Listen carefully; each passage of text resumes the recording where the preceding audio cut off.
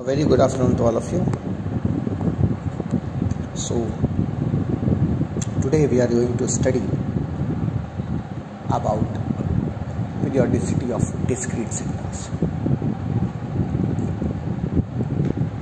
Before straight away coming to the periodicity of discrete signals, we have to understand one thing, one very important thing, and that thing is that why are the discrete signals are important. Yes, I have seen many students who often quote that, sir, what is the importance of studying discrete signals?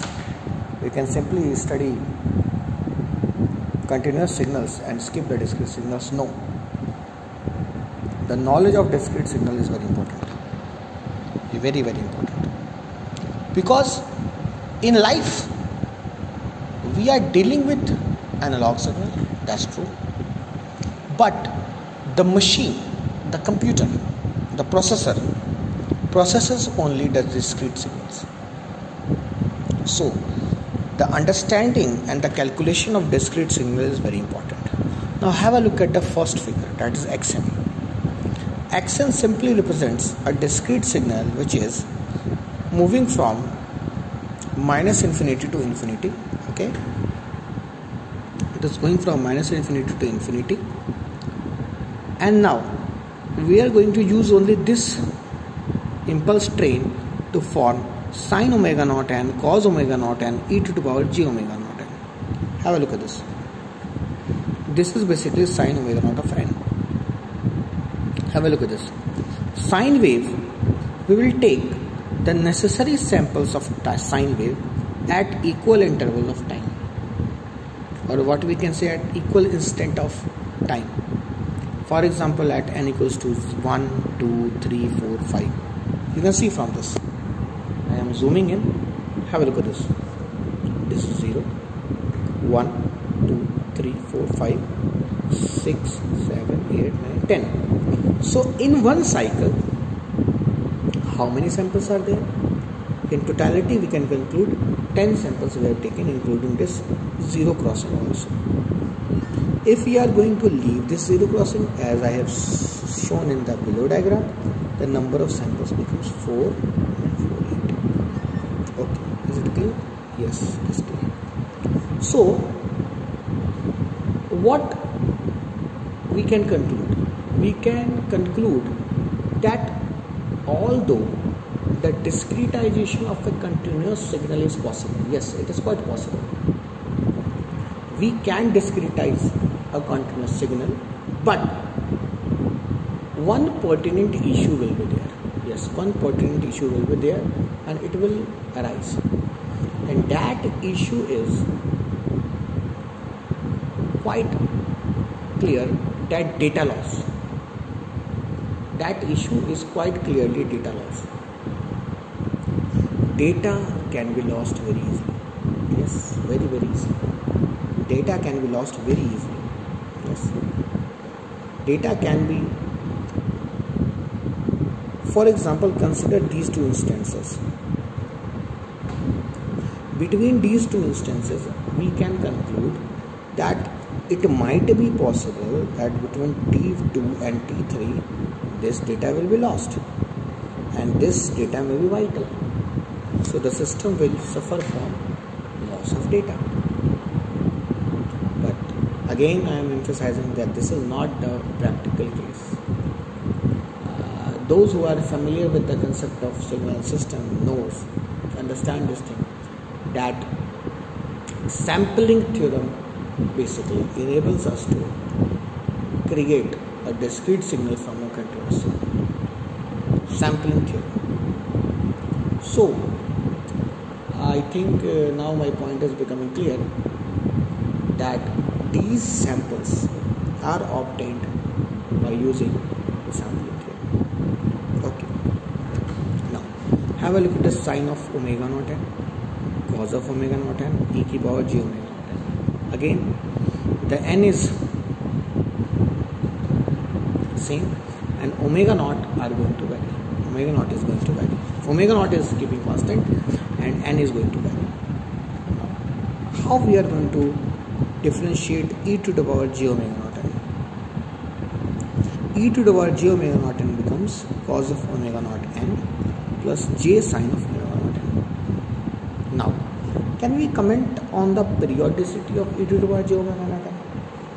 Take 30 seconds, just 30 seconds, and think that is it possible to comment on the periodicity of e to the power j omega naught n? This is for the viewers. Take 15 seconds. Take and think that can we comment on the periodicity of e to the power j omega naught n? Definitely we can comment. Definitely. For sure we can comment. Yes.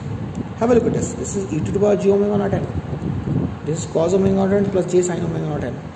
This cosine wave and this sine wave are periodic in nature. Okay. Now they are being multiplied by j and they are being added up. So we can simply comment that these two periodic functions will combine together to form a periodic function. Is it clear or not? Now have a look at this. Cos of 2n, cos of 3n, cos of 4n. Omega naught is 2, omega naught is 3, omega naught is 4. So the time period is 2 pi by 2, that is 2 pi by 2, again 2 pi by 3, 2 pi by 4. Now we are going to take the HCF and LCM. Have a look at this.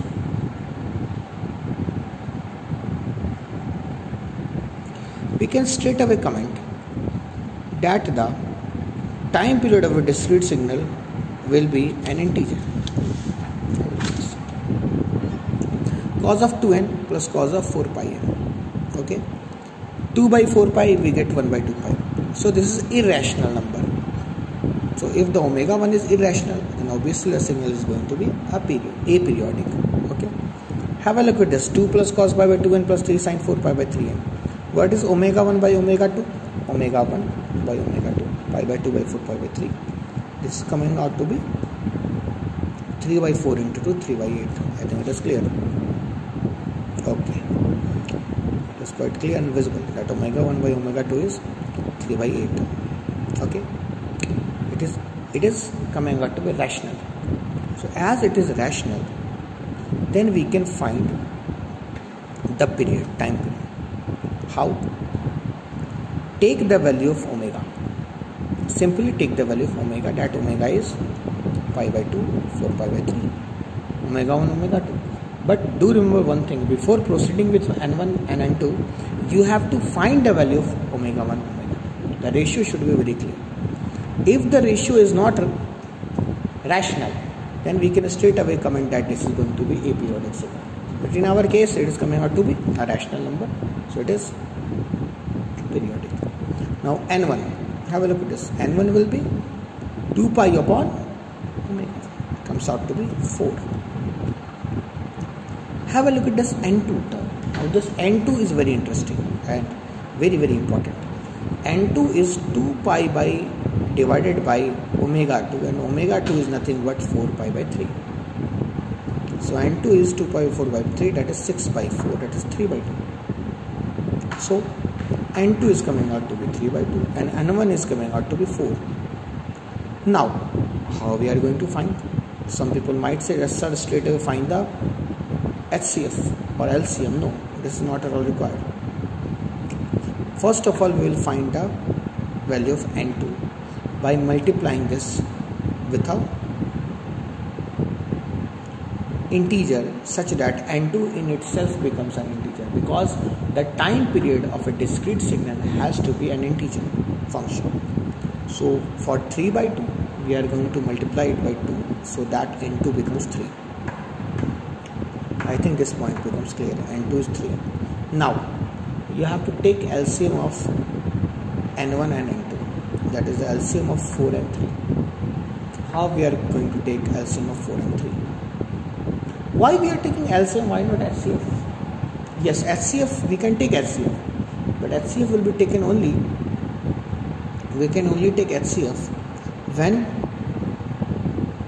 4 and 3 are omega 1. Here 4 and 3 are n1 and 2. That's it. So then we will take the LCM, and LCM comes out to be 12.